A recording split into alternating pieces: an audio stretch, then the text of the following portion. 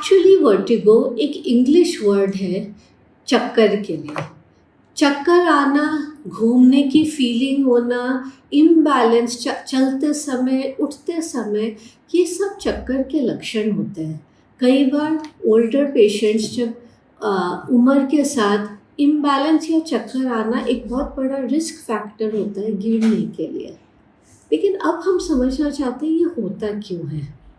उसके लिए हमें हमारे कान की तरफ हमारा अटेंशन, हमारा ध्यान देना पड़ेगा, क्योंकि कान है जो दो काम करता है, सुनने का और बैलेंस का, संतुलन का।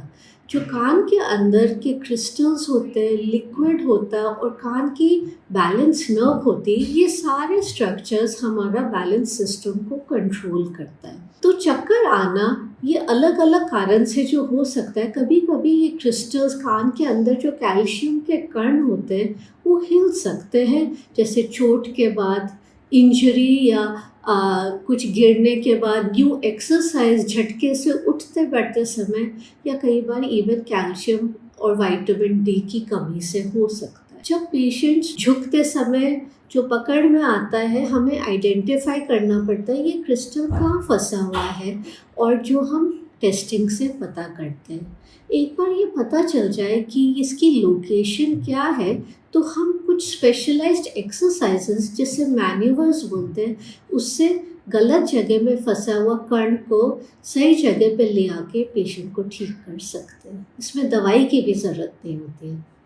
कुछ रीजंस होते हैं जिसमें बैलेंस नर्व पे इन्फेक्शन होने की वजह से उसकी काम करने की क्षमता, कैपेसिटी एकदम से डाउन हो जाती है।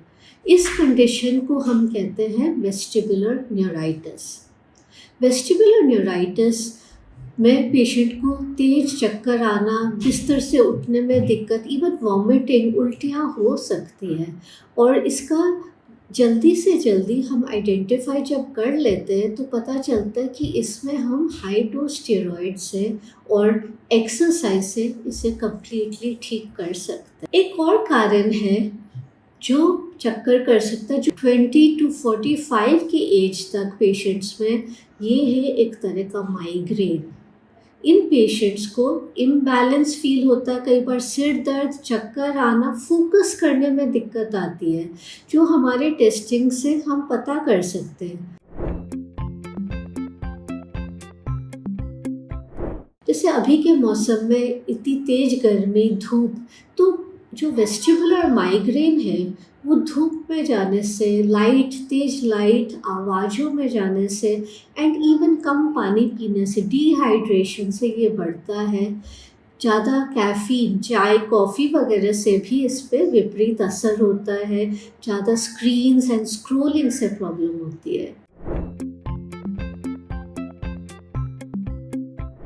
माइग्रेन पेशेंट्स को कई बार मोशन सिकनेस होता है, जो हम कहते हैं ट्रैवलिंग के टाइम पे, कार में, बस में जी घबराने की तकलीफ होती है।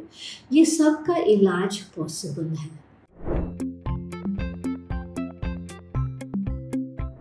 एक मैगजीन पढ़ें और साथ ही अपने सिर को दाएं बाएं घुमाते रहें।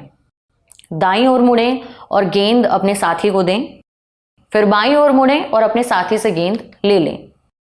दोनों पैरों को मिलाकर खड़े हो जाएं। अब आगे की ओर चलें। चलते समय अपना सिर एक ओर से दूसरी ओर घुमाते रहें। अगर आपको वर्टिगो है तो ट्रैवलिंग से पहले डॉक्टर की सलाह लेकर कोई दवाई ले लें ताकि मोशन सिकनेस ना हो। वहीं अगर आपको खूब चक्कर आते हैं, सिर घूमता है, तो भी डॉक्टर से ज़रूर मिलें ताकि इस दिक्कत की वजह पता की जा सके, ये चेक किया जा सके कि आपको कहीं वर्टिगो तो नहीं